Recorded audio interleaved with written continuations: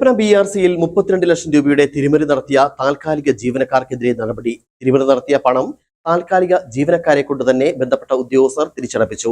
ഇതോടൊപ്പം ഇരുവരെയും സസ്പെൻഡ് ചെയ്തു.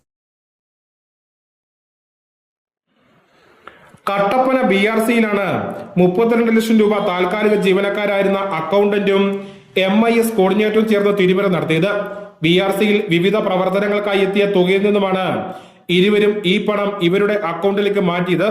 സംശയം തോന്നിയ BPC നടത്തിയ അന്വേഷണത്തിലാണ് കുറ്റകൃത്യം വ്യക്തമായത്. ഇതിനെ തുടർന്ന് മേലുദ്യോഗസ്ഥരെ വിവരമറിയിക്കുകയും ഓഡിറ്റ് നടത്തുവാൻ ശുപാർശ ചെയ്യുകയും ചെയ്തു. ഇതേ തുടർന്ന് നടത്തിയ ഓഡിറ്റിംഗിലാണ് ഇരുവരുടെയും അക്കൗണ്ടിലേക്കായി 32 ലക്ഷം രൂപ മാറ്റിയതായി കണ്ടെത്തിയത്.